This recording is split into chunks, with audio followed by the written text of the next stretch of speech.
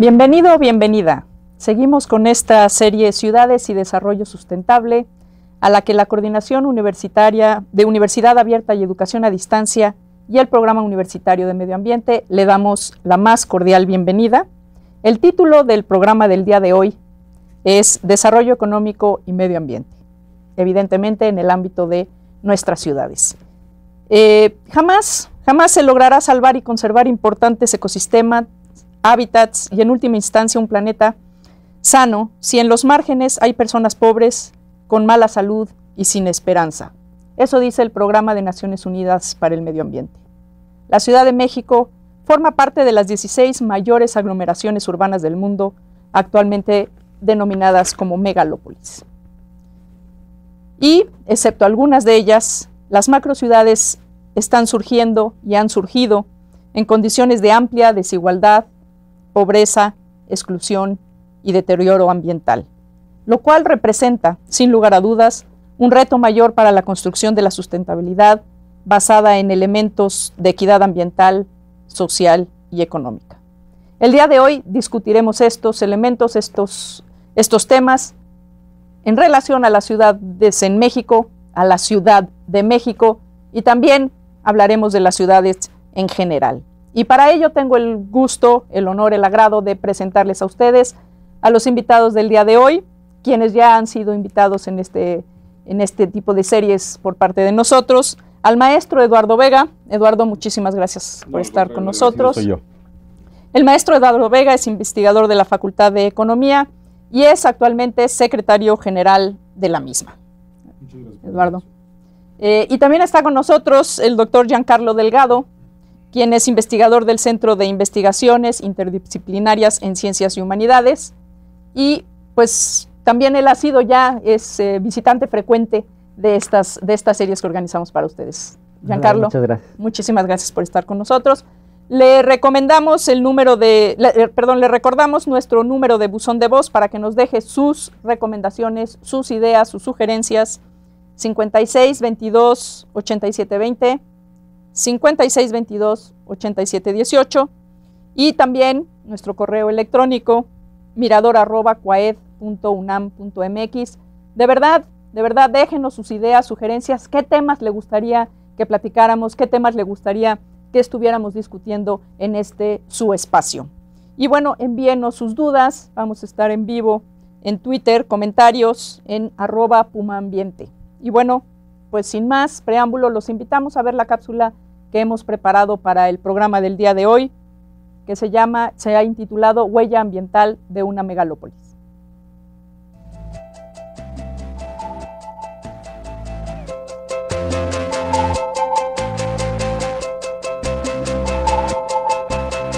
Muchas de las ciudades en las que vivimos resultan altamente depredadoras de los recursos de otros entornos. Las metrópolis, además, suelen exportar sus problemas ambientales, como en el caso de la disposición de residuos, el desalojo de aguas negras o la extracción de recursos naturales para la producción de bienes, que pueden llegar a afectar áreas muy lejanas a las ciudades. El resultado de nuestras acciones en el medio ambiente se conoce como huella ecológica, que comprende el área biológicamente productiva en cualquier parte del planeta necesaria para realizar las actividades humanas. Según datos del Ecological Footprint Network, la huella ecológica debida al consumo en México equivale a 13 por habitante, mientras que la biocapacidad, es decir, lo que puede aprovecharse sin agotar la capacidad del planeta de regenerarse, es de 1.5 hectáreas por habitante. Por lo tanto, consumimos más de lo que se regenera, lo que nos obliga a cambiar nuestros patrones de consumo y de apropiación de nuestros recursos biológicos. La huella hídrica es la suma de toda el agua que se utiliza y contamina para producir bienes y servicios, así como la que se consume directamente para beber, cocinar, bañarse, entre otras cosas. En cuanto a la huella hídrica de México, esta es de 1.243 metros cúbicos por habitante al año. El agua de la zona metropolitana de la Ciudad de México proviene de pozos dentro de la misma cuenca, pero también importa agua de los sistemas Cutzamala y Lerma. En cuanto a las aguas residuales, desde el siglo XVIII las descargas se realizan a la cuenca del río Tula en el estado de Hidalgo. Otra parte de la huella ecológica de la ciudad la representa la pérdida del suelo de conservación, pues la pérdida de una sola hectárea representa que los mantos acuíferos de la cuenca del Valle de México pierdan la recarga de 2.5 millones de litros de agua al año. Traer agua de cuencas externas implica un recorrido de 127 kilómetros, elevando el agua 1.100 metros. Para traer agua y distribuirla, se consume la energía equivalente a 3.4 millones de barriles de petróleo por año. Esta megalópolis genera el 7.8% de los gases de efecto invernadero del país, y a pesar de que solo 2 de cada 10 personas tienen auto, el 80% del espacio urbano es ocupado por automóviles.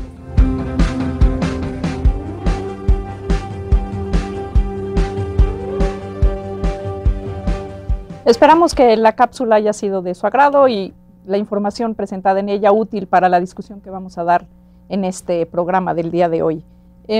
Para entrar en materia, para entrar en calorcito, voy a preguntarle a ambos invitados, de manera general, ¿cuál ha sido el modelo de desarrollo de las ciudades? Y si es inexorable nuestra convivencia en ciudades como especie. Al parecer las tendencias, y lo platicábamos en el programa pasado, son abrumadoramente en este sentido. La población humana se está agrupando en ciudades. Por primera vez en la historia vamos a ser un país, un mundo en el que la mayoría de la gente va a vivir en ciudades. Y México, sin lugar a dudas, es uno de esos países en donde ya la mayoría de la población, actualmente el 72%, 75%, habita en espacios urbanos. Entonces, bueno, entremos a esta discusión, si quieren así, de esta manera, para irnos aproximando un poco hacia el tema de la economía y las ciudades, el impacto, la huella ecológica, etcétera, ¿no? Eduardo.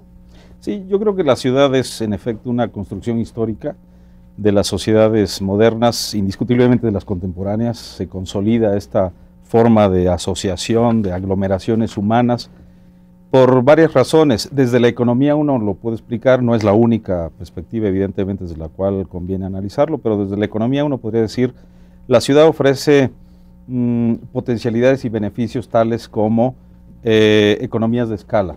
Es más fácil, más económico, más eficiente producir bienes y servicios para un amplio consumo con localizaciones asentadas en entornos que cuentan con infraestructura, medios de telecomunicación, servicios básicos, asesoría especializada, y eso lo ofrecen las ciudades.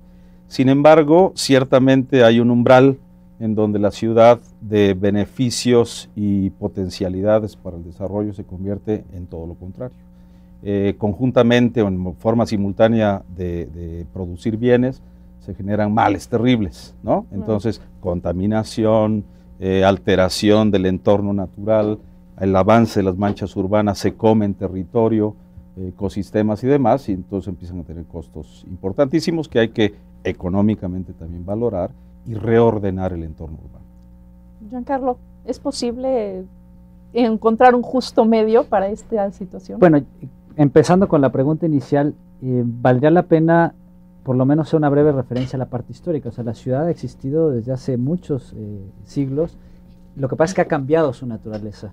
Hay una obra magistral sobre la historia de la ciudad de Montfort y vale mucho la pena revisarla porque parte de los argumentos de cómo va cambiando la naturaleza, para qué y cómo funcionan y cómo se construyen y se planifican las ciudades, cambia conforme va cambiando la dinámica productiva. Esto es muy importante. Y conforme va también introduciéndose cierto tipo de desarrollo tecnológico. Entonces, las ciudades siempre existieron un poco limitadas al sistema de transporte, pero cuando aparece un sistema de transporte individualizado, masivo, es cuando empezamos a tener ciudades que se salen de la escala humana en el sentido de que sean ciudades caminables. Y a partir de ahí es cuando empieza una dinámica urbana que podemos llamar contemporánea o moderna, en la que empiezan esos procesos de urbanización crecientes que llega a un punto en que se sale de control. Y hay ¿Qué quiere decir se sale de control? A eso voy. Los urbanistas están hablando de que mucho de la gestión del espacio urbano se vuelve tan complejo, llevar a un solo espacio tantos recursos energéticos, materiales, y luego sacar los residuos, gestionar los propios espacios, ya no nada más en términos económicos, sino son espacios muy ricos en términos culturales, en términos políticos, en todas estas facetas. Entonces, poder gestionar estos espacios se vuelve algo muy complejo, y la política no está dando, y crecientemente no está dando la capacidad, no está teniendo la capacidad para poder manejar este tipo de complejidades. La manera en la que se planifica es una manera que no corresponde con las dinámicas de la ciudad. Entonces los urbanistas están diciendo lo siguiente, están diciendo se planifica al momento, se priorizan las emergencias y empieza a haber una carencia de planificación integral de largo plazo. Bueno, eso creo que lo estamos viendo un poco con todo en nuestro país. La tradición de la planeación de mediano y largo plazo la hemos archivado en algún cajón y estamos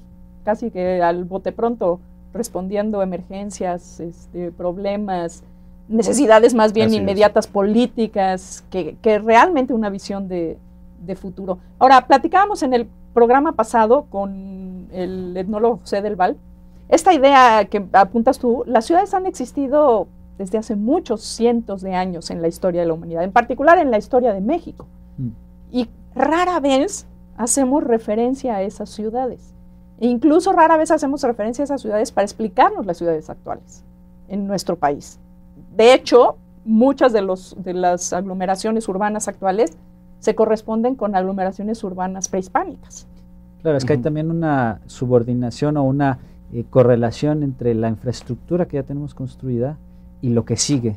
O sea, hay una, normalmente ya tenemos energía, tenemos materiales, hay puestos, tenemos, hay una inversión, digamos. Sí, no, y además hay una relativa dependencia a lo que ya tenemos. Sale más caro volver a comenzar de cero que ir avanzando con lo que ya tenemos. El problema es que priorizamos lo inmediato y no pensamos en el mediano y largo plazo. En este caso, por ejemplo, ¿cómo encajaría el tema de Brasilia?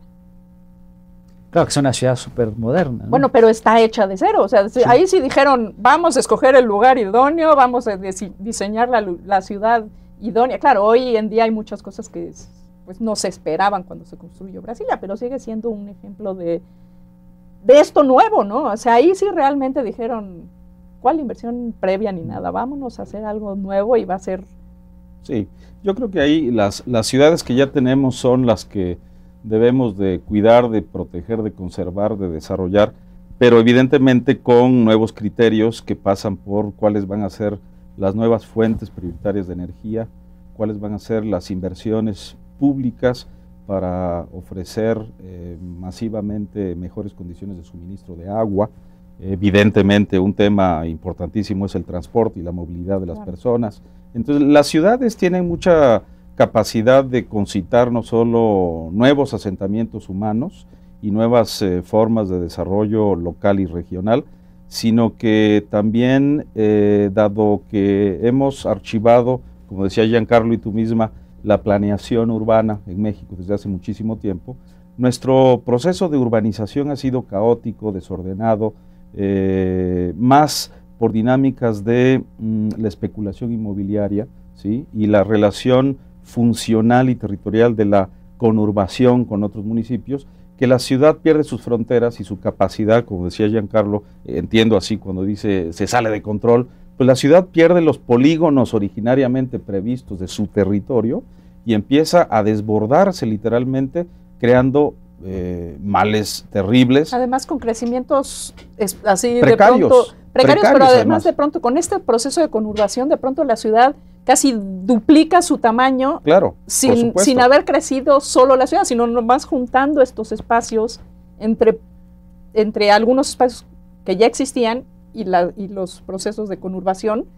Sí. Por ejemplo, la Ciudad México, que era, digamos, el casco central, pues rápidamente se conurba con Coyoacán, así con San Ángel, con Tlalpan, y así va expandiéndose como una amiba.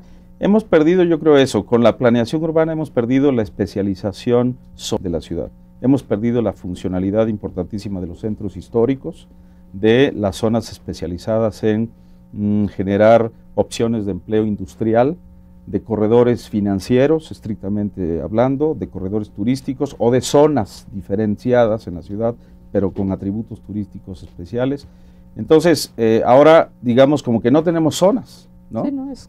Hay 3 o 4 diferentes localizaciones preferentes de desarrollo financiero y lo inmobiliario es lo que se dispersa por todos lados. Entonces, la ciudad deja de tener estas economías de escala que yo hablaba al inicio y empieza a tener las llamadas deseconomías o costos crecientes para remediar los procesos de contaminación y uso excesivo del territorio mismo, ¿no? Cuando sí. Yo estoy refiriéndome a la cuestión de que se salen de control, Estoy pensando mucho en la ciudad como un organismo, como un espacio que es parasitario. La ciudad es parasitaria, la ciudad lo que permite es una acumulación extra. En cualquier modelo, o sea, a lo largo de la historia, la ciudad es posible gracias a que hay una producción de excedentes.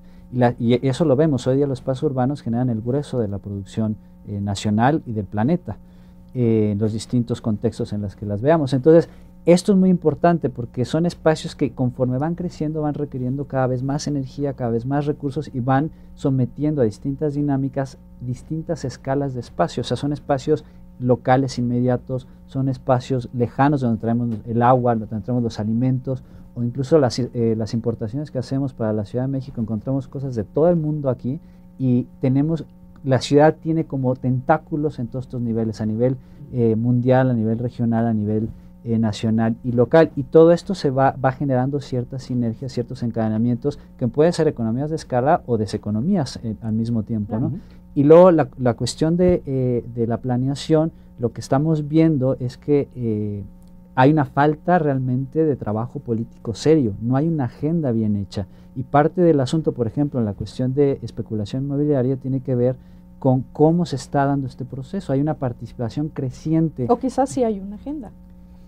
Que no necesariamente ser, ¿no? Una agenda oculta. Exacto. Pero lo que estamos viendo... Alguien está ganando. Por supuesto. Sí, pero es una agenda desarticulada en cualquier caso, porque es una agenda, en el caso de la especulación inmobiliaria... Sí, no es una agenda de país, ni de Estado, ni de ciudad. Ni de ciudad. Claro, pero lo que está haciendo es que el Estado se retira, entra el sector privado, y el sector privado tiene su dinámica y no está coordinado. Entonces ellos sacan el mejor provecho del terreno que van a utilizar para cualquier tipo de infraestructura. Entonces lo que estamos viendo es que podría decirse que hay una privatización del proceso político de la planeación cuando el Estado se retira y deja que los demás actores decidan qué es lo mejor. Entonces tienen una visión muy pequeña, muy parcializada de para dónde va la ciudad, y el Estado no puede dejar de tener esta visión. No estoy diciendo que no tenga nada que hacer el sector privado ahí, pero sí que tiene que haber una planeación integral y que el único ente capaz de hacer esto de manera seria es el Estado. Claro, porque es el único que tiene una visión de completa, conjunto, claro. ¿no? Sí, por ejemplo, el tema de las casas,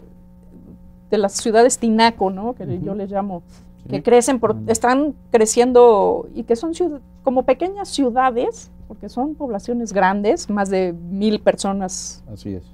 En donde no hay ni una tiendita, no hay ningún súper, no hay trabajo al interior, o sea, no hay escuelas, todo tiene que desparramarse hacia afuera. Y alguien dio la autorización para que se usaran inmobiliariamente esos predios o terrenos. Que originalmente eran agropecuarios, exactamente, muchos de ellos, y que a lo mejor alrededor de la Ciudad de México. No exculpo a los gobiernos locales, me refiero a los gobiernos de las ciudades, pero suele suceder, no solo en el caso de la Ciudad de México, sino de otras, en que el estado vecino es el que autoriza en el municipio fronterizo la utilización inmobiliaria o los desarrollos de vivienda en esos sitios, y que son habitantes que suelen trabajar o hacer la mayor parte de sus actividades en la ciudad, no en el estado del cual forman parte. Entonces esto, digamos, hace inevitable, pero como decía Giancarlo, políticamente no lo vemos en la agenda presente, pero hace inevitable en el mediano y largo plazo la gestión pública a escala metropolitana, no de la ciudad, sino de su territorio metropolitano, y eso obligadamente tiene que sentar en la misma mesa al alcalde de una ciudad con el alcalde o los alcaldes de otros municipios vecinos, e incluso a los gobernantes, si es que son estados o entidades, a los gobernadores, para que fluyan recursos y decisiones públicas hacia eesos procesos de conurbación.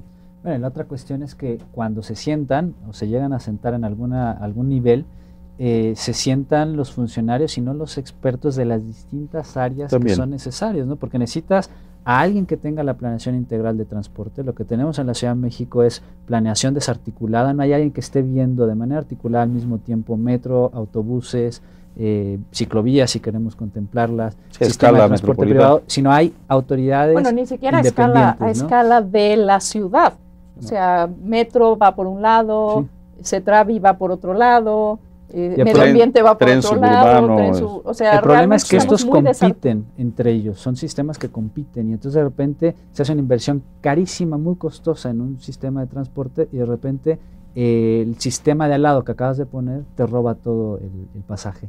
Y entonces lo que hiciste fue que en lugar de planear y ahorrar recursos, invertiste 2 veces y estás peleándote entre un sistema de transporte y el otro. Y pero este además, tipo de cosas se pierden. No solo eso, o sea, también las rutas de transporte hacen ciudad. Por supuesto, claro. Que es lo que vamos a tener en la línea 12 de metro con Tulyahualco. Y lo vivimos con inevitable. El periférico y probablemente lo podamos vivir con la supervía. Estas arterias periféricas, lo que han provocado, al menos en el caso nuestro, es la expansión de la ciudad hacia, digamos, hacia los costados de estas nuevas arterias. Hay algo interesante que sale en el informe de Hábitat de 2009-2010 de ciudades, en que están viendo 3 tipos de conformación de grandes espacios urbanos. Uno que tiene que ver con este proceso de cómo los estados fronterizos van precisamente urbanizando y cómo van creando manchas urbanas cada vez más grandes, que es lo que está pasando en la Ciudad de México en particular. Hay otros procesos que tienen que ver con la transformación de ciudades medias a grandes ciudades, pero no megaurbes o megapolis como la Ciudad de México.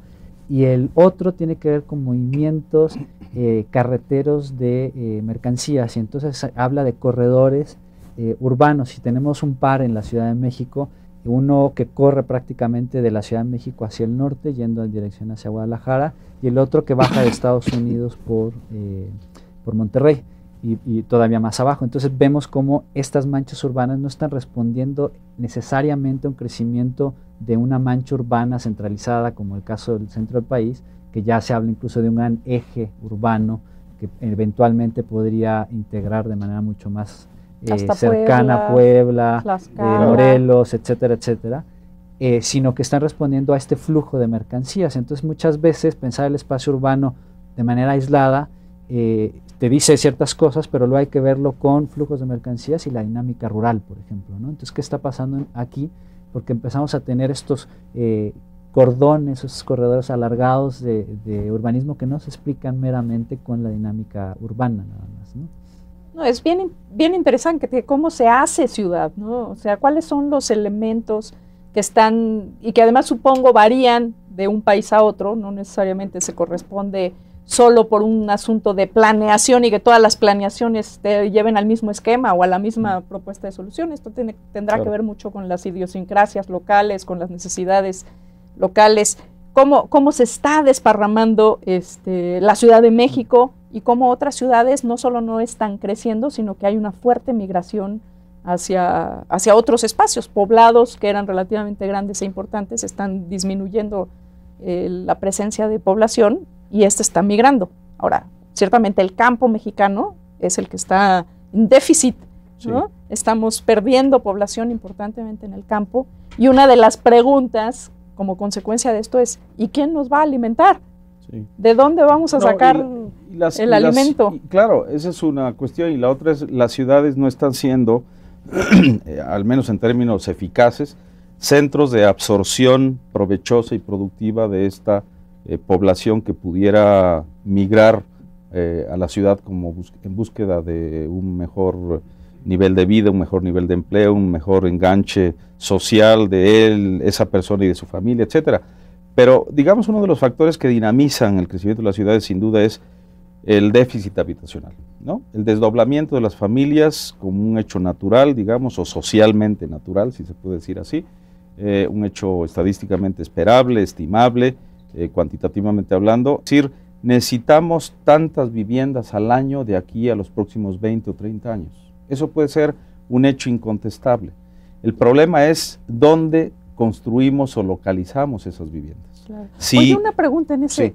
¿El boom inmobiliario que estamos viviendo, a qué obedece?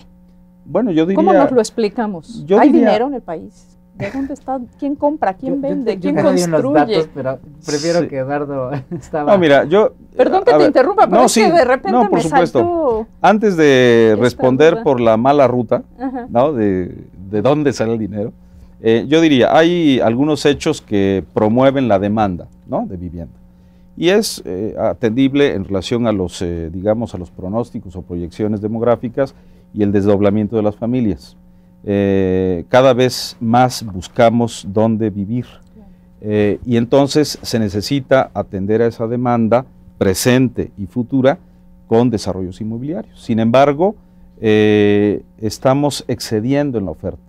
Y no solo estamos excediendo en la oferta de vivienda, sino que estamos localizando muy mal esas nuevas viviendas. Yo creo que hay que discutir, están los elementos de si es una zona sísmica, si no lo es, si es una zona con recursos hidráulicos adecuados o no, que se prohíba el asentamiento humano y de vivienda en zonas de recarga de acuífero, todas esas consideraciones, pero yo creo que sí es atendible la discusión nuevamente de las ciudades hacia arriba. Las ciudades creciendo hacia arriba ordenadamente, en forma organizada, con áreas verdes circundantes en cada zona o región de la ciudad, en lugar de este modelo que es más un modelo estadounidense, por ahorrarme explicaciones y palabras, no digo que lo hayamos copiado 100% de allí, pero si uno piensa en el si uno piensa en el 90% de las ciudades de Estados Unidos, pues son la gran mancha urbana, ¿no? Hay una gráfica de manchas urbanas preciosa que, digamos, compara Atlanta con Barcelona, y donde Barcelona tiene más o menos la misma población, por eso es pertinente la comparación de las manchas urbanas, y es 7 veces más grande territorialmente hablando Atlanta que Barcelona, y es 3 veces más, si la memoria o el dato no me fallan, demandantes de energía Atlanta que Barcelona. Entonces, creciendo hacia arriba, ahorras recursos, ahorras territorio, ordenas conductas de las personas y nos acostumbramos a tener una diferente convivencia urbana, ¿no? Incluso para los servicios atractivos de la cultura, la educación, el esparcimiento, las artes, etc. Y la misma convivencia cotidiana en el espacio público, la habitabilidad del entorno, que ahora es prácticamente, imposible caminar a ningún lado, hacer... Y ahorras, kilómetros recorridos al día. Claro. Sea en transporte público o privado. Santa Fe acabó siendo un lugar que no se puede caminar. Claro. El diseño fue así. Vamos a una pausa, regresamos con usted, no se nos vaya.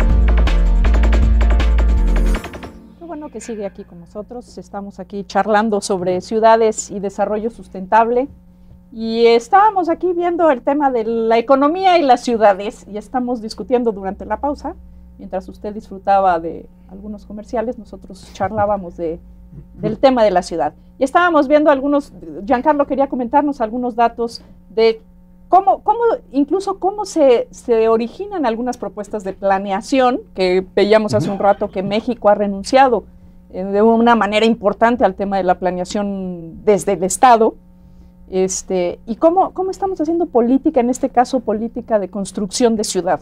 México tiene en realidad un problema muy fuerte, tiene 20% de barrios populares en extrema pobreza. Estoy pensando específicamente en la zona metropolitana de la Ciudad de México. ¿Solo 20 barrios?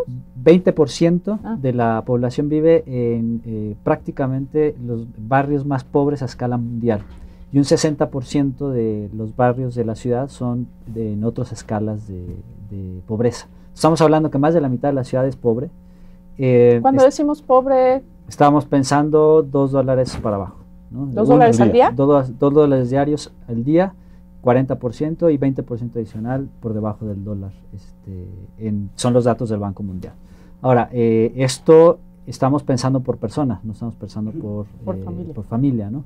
Ahora, la otra cuestión es que uno de los indicadores de desarrollo humano tiene que ver con el tipo de vivienda en la que uno habita.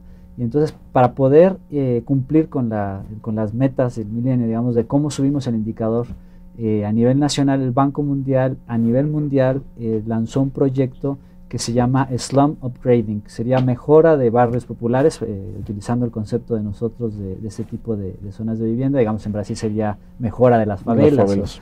Etcétera. Y entonces lo que se hace, se lanza un proyecto para construir una gran cantidad masiva de casas, que empieza precisamente con el gobierno de Fox, 700,000 habitaciones al año para llegar en el 2010, 2011 y tal vez 2012 a 1 millón de casas habitación al año. Es muchísimo, estamos hablando... ¿Al año? Al año, estamos hablando de cientos de casas diarias que se construyen a nivel nacional. Y en 12 años pues estamos hablando de 12 millones de casas. Así es. La demanda... ¿En dónde? ¿En dónde? ¿Con qué servicios? Ese es el problema, y la demanda que están calculando, aparte de que quieres mejorar lo que ya tienes, o sea, sacar a la gente que está viviendo prácticamente en la basura y le pones una casa, el argumento político es mejor sacarlos de ahí, ponerles una casa, estas casitas de 20 metros cuadrados afuera en las zonas conurbadas o prácticamente sobre las autopistas, porque esto es un indicador mejor de mejora de vida. Claro que está toda la parte ambiental y social que podemos discutir sobre esto.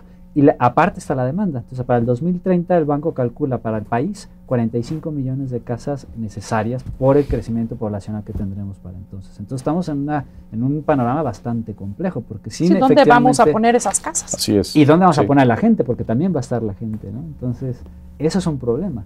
Y lo que estamos haciendo es estos préstamos que los toma el sector privado y planea. Digamos, tampoco ellos tienen la obligación de planear sus ganancias. Así funciona el sector privado. Y el Estado se retira y no está planeando dónde va a meter estas 45 millones de casas en los próximos 20 años. ¿Cuál es el impacto ambiental y económico de este tipo de desarrollos, de este tipo de planeación, entre comillas? Mira, es terrible por lo siguiente. En México se ha estimado que hay 56 zonas metropolitanas. Generalmente pensamos en la zona metropolitana de la Ciudad de México y otras 10, ¿no? Toluca, Puebla, Monterrey, Guadalajara, otras más. Pero son 56, en donde, por ejemplo, está Tijuana, Rosarito, o está Tehuacán, está la Angelópolis con la corona urbana de Puebla, está Coatzacoalcos. Hay 56 zonas metropolitanas en la ciudad, en el país. Ahora, en efecto, aproximadamente es 1 millón de viviendas al año, que es lo que se ha estimado que se requiere construir para satisfacer la demanda de vivienda. Hay esa demanda que es, a mi parecer, es genuina, simplemente por cuestiones demográficas y de desdoblamiento de familias, pero hay esta sobreoferta de crédito, ¿no? Entonces, no solo se construyen ese 1 millón o más de viviendas, sino que se construye con infraestructura precaria, con ausencia de servicios básicos, agua, energía, educación, salud, etcétera, transporte, o con servicios magros, malos, de muy mala calidad y que generan, lo que tú me preguntas, procesos de contaminación ambiental acumulados. Entonces, los costos o los daños ambientales. Peor aire respirable en estas 56 zonas metropolitanas. Generalmente pensamos en la Ciudad de México como la ciudad más contaminada. No hay que dar saltos de alegría, no es que estemos bien, pero es peor respirar. Pero ya hay unos que León, los rebasaron. Incluso en Sí. en las ciudades medias que no hay un sistema aún automatizado de monitoreo atmosférico de calidad del aire, pero sí hay algunas muestras que se han tomado y se han analizado. Es peor respirar en León, Guanajuato o en Tepic, Nayarit, como ciudadano de pie, cruzando calles y sorteando autobuses y camiones, que en la Ciudad de México. Ahí lo que es patológico es que no hayamos aprendido como país. Exactamente. O sea, ellos están viviendo hoy lo que nosotros vivimos hace 20 o 30 años. Exactamente. Entonces tenemos pérdida de calidad del aire, tenemos pérdida de calidad del agua, escasez de agua, infraestructura hidráulica deteriorada. Es conocida o son conocidas las cifras de fugas en la Ciudad de México, pero hay que suponer o estimar cifras similares para las 56 zonas metropolitanas. Es más o menos más del 25-27% seguro, nos hablan del 30% o más de fugas en el sistema de red de suministro de agua potable, más aún también infraestructura precaria en drenaje. Entonces hay filtración o incluso mezcla en algunos sitios de aguas para diferentes propósitos, de ríos, contaminación. lagos, Eso se correlaciona con patrones de morbilidad graves, ¿no? Enfermedades que uno ya suponía con el desarrollo económico de un país que están siempre ahí deambulando entre la economía número 12 y la 14, uno diría, bueno, pues mínimo que eso se traduzca en mejores condiciones básicas de vida. Pues no, tenemos enfermedades de países de muchísimo menor desarrollo y capacidad económica. Entonces, Los costos ambientales no solamente son de remoción de cobertura forestal, ¿no?, para ganarle terreno al bosque o al predio agrícola o al entorno natural, una zona semiárida, pues a la nopalera, ¿no?, le ganamos terreno para crear más vivienda y más calles y más servicios de la ciudad. Entonces generamos degradación ecosistémica, pérdida de ambientes naturales, pérdida de áreas verdes con muy alto valor ambiental en términos de regulación climática, oxigenación de ambientes, incluso de belleza escénica. Entonces perdemos por una ausencia de planeación urbana y por que la ciudad no la estamos viendo como lo que debiera ser, una aglomeración, ciertamente, porque eso va a ser siempre y cada vez más, sí, es una aglomeración. un espacio donde nos conjuntamos un montón de Exactamente, personas. pero donde vivamos cada vez con expectativas mejor de empleo, ingresos, educación, salud, que es lo que no tenemos en la mayoría. Digo, las cifras que nos da ahora Giancarlo son muy expresivas. El tema de la cohesión social es muy importante, el sentido de pertenencia a la ciudad para comprometerte con tu colonia, tu barrio, tu delegación o tu municipio, y estés dispuesto no a hacer trabajo gratis para la sociedad o para la ciudad, sino a hacer tu trabajo, pero en condiciones de cooperación. Pero ¿no? incluso esta idea del trabajo gratis tampoco es tan descabellada, y es algo que está muy arraigado en nuestras diferentes culturas, que es el tequio, sí, en donde todo el mundo dona un poco de su tiempo para hacer de su comunidad un espacio más agradable, más habitable.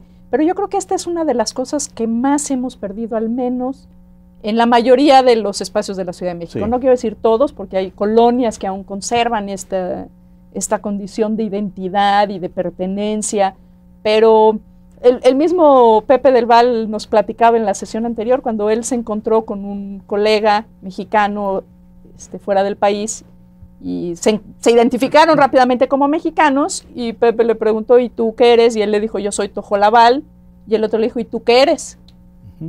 Y Pepe, ciudadano nacido en esta Ciudad de México, no supo qué decirle, ¿no? Pues yo qué soy, pues yo ya dije que soy mexicano, ¿no? Claro. ¿Qué más soy? Sí. ¿Oriundo de dónde, no? ¿No? Sí. De Feño, suena horroroso, chilango también. Yo quisiera agregar algunas cosas a lo que dijo Eduardo, que tiene que ver, por ejemplo, cuando construimos estas montones de casitas fuera de las salidas, sobre todo de las vías, de las carreteras que salen. Sí, Pachuca, la salida a Puebla, hacia Morelos, una locura también. Hacia Morelos no tenemos ese. En Morelos, en Cuernavaca, saliendo hacia Cuernavaca y yendo hacia Acapulco. Chilpancingo. Sí, es una pero cosa. del DF hacia allá no, porque es suelo de conservación y es una de las. Sí. Es un amortiguador forestal importante. Tenemos un enorme crecimiento no controlado, irregular, pero no tenemos estos desarrollos de casitas de ciudades tinaco hacia esa zona, por el momento y por suerte. Pero hacia los otros tres, oeste claro. y norte. Y hacia Querétaro también cada vez. Pero esta construcción, lo que estamos haciendo es bastante irracional, porque se están construyendo casas baratas. Baratas no me estoy refiriendo al precio, me estoy refiriendo a la calidad. Claro. El periodo de vida de estas casas reales entre 40 y 60 años. Esto en términos de, digamos, de medio ambiente. ¿Y después qué les pasa? ¿Se caen o...? Bueno, empiezan a ser tan poco funcionales. ¿Empiezan a hacer agua? Que hay que volverlas a reparar, sí. ¿no? Entonces son casas que prácticamente en 60 años son inhabitables, hay que volverlas a construir o reconstruirlas parcialmente. La calidad de los materiales es muy baja, y esto, en términos de cómo usamos nuestros recursos, es bastante ineficiente. Podríamos construir las mismas casas, no estoy diciendo que sea el modelo ideal, pero mejor construida. Estamos hablando desde el propio material. Desde calidad, ¿no? Sí. Porque una casa te puede durar 120 años perfectamente bien si son bien conservadas, bien mantenidas y bien construidas desde un principio. Y esto es una eficiencia en cómo vamos a utilizar nuestros recursos, porque ¿de dónde nos traemos el concreto? ¿De dónde nos traemos el cemento? ¿De dónde nos traemos toda la energía que está metida en esta casa? La otra es que empezamos a hacer estos ciudades dormitorio, o tinaco como les llamas, y son ciudades dormitorio por varias razones. La gente que está ahí no trabaja ahí, porque no hay trabajo, no hay nada. Entonces son 2 horas para transportarse de ida y 2 horas de vuelta al trabajo. Esto hace que sean ciudades dormitorias, están vacías en el día, y solamente la gente duerme. Esto ya empieza a ser una dinámica muy específica en que la gente que está ahí no tiene identidad con el lugar en el que vive. No hay tejido social, no hay cohesión, no hay relación con el vecino. En una comunidad como tal no se puede, ¿no? Y la otra cuestión es que efectivamente son lugares que no tienen servicios o que tienen muy malos servicios y que van también presionando, conforme van creciendo, a llevarles el servicio.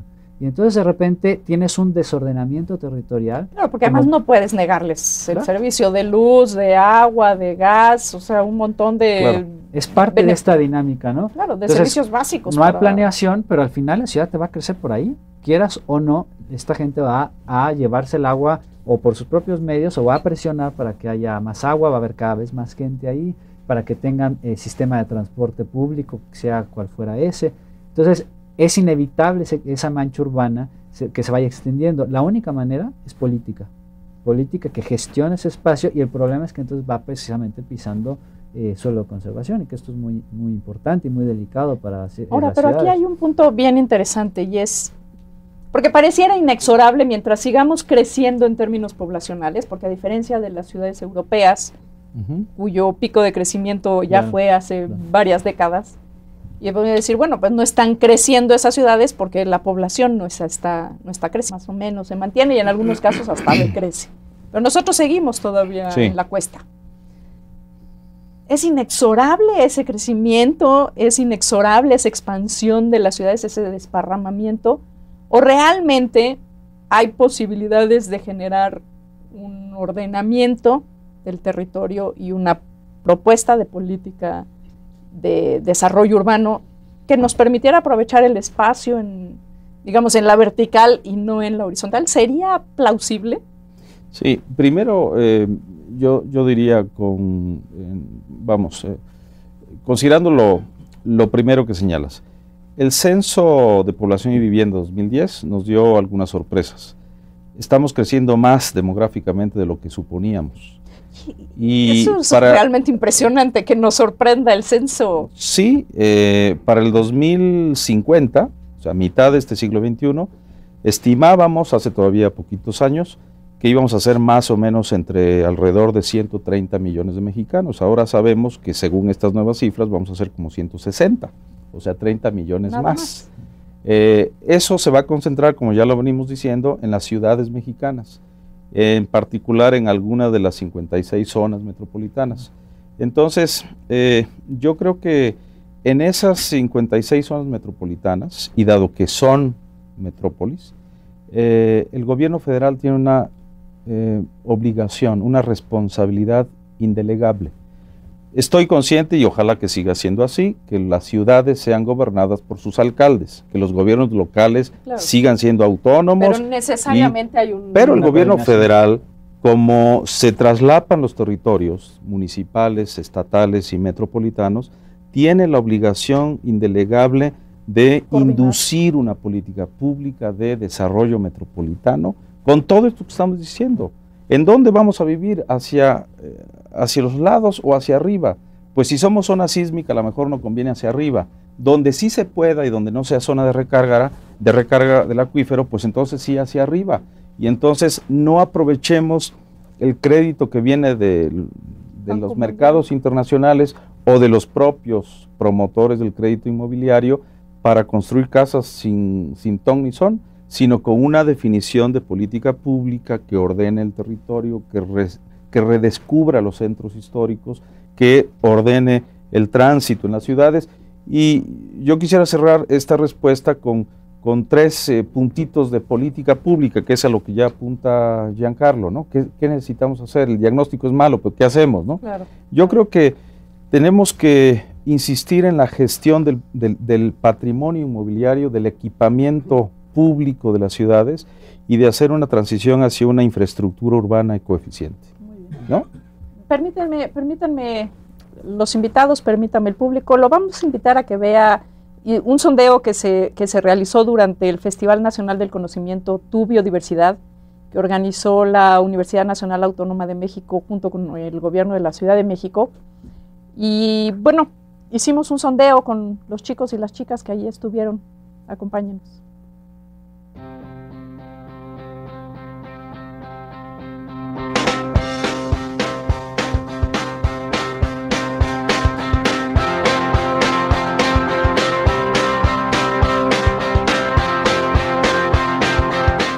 la armonía en la que viven los seres de un entorno, de cierto entorno, ¿no?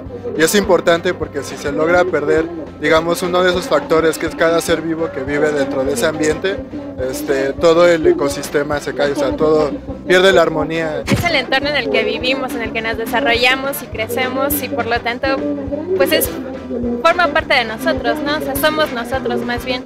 Es por eso que debemos de mantenerlos. Las especies que existen en algún lugar son ahora sí que la diversidad de especies. Y es importante porque algunas especies solamente pertenecen a un lugar y si desaparecen no volverían a encontrarse de nuevo en el mundo. Está la diversidad que está en nuestro mundo y pues es muy importante cuidarla, porque si no la cuidamos pues se va a acabar.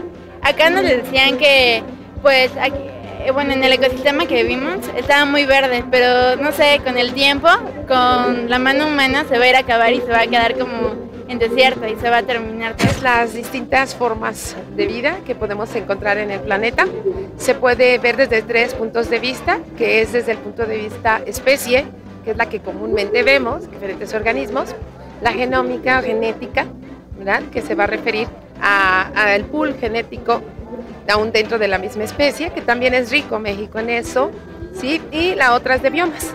Los biomas son los diferentes ecosistemas en donde se conjuntan cierto tipo de vegetación, cierto tipo de flora, fauna, etc. Un conjunto de diferentes especies, flora, fauna, y es importante porque es lo que enriquece a nuestro país, a nuestra cultura, y bueno, nuestros suelos son lo que nos nutren, lo que nos permite crecer como país.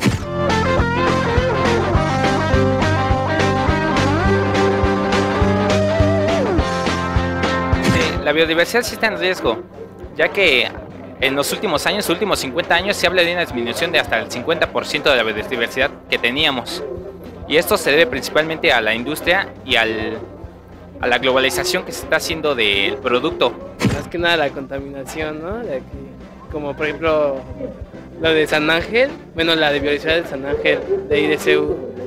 También que la basura que tiramos, que vamos de visita y dejamos basura tirada. La sobrepoblación y también el hecho de que no nos importa, no hacemos nada porque sabemos que está en riesgo, pero no hacemos nada. La biodiversidad de los animales está en peligro porque ya, como podemos ver en el letrero, ahí dice que hay varias especies amenazadas que están en peligro de extinción. Y también la tala de árboles. Es nuestro medio ambiente lo que nos da vida, para que, bueno, crezcamos, vivamos. Sí estamos afectando gravemente al planeta y a México en particular. Y como citadinos estamos muy lejanos de lo que realmente es la biodiversidad, ¿no? O sea, pensamos que la biodiversidad aquí son perros y, no sé, y pájaros.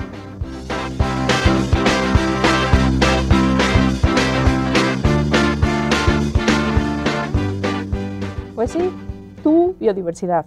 Tú eres biodiversidad y la biodiversidad es tuya, la tienes que conservar.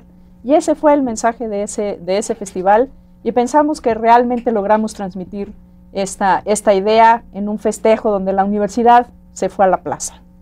Y bueno, regresamos con el tema de economía y ciudades. Eduardo, nos estabas haciendo un pequeño diagnóstico del asunto. Sí. Sigamos con esa parte que te interrumpí para nuestro sondeo. No te preocupes, rapidísimamente. Decía uno de los lineamientos de política pública para empezar a reordenar los territorios urbanos y las ciudades y metrópolis de México. Gestión del equipamiento urbano y la infraestructura que preferentemente debiera transitar hacia una infraestructura ecoeficiente o ambientalmente diseñada, ¿no?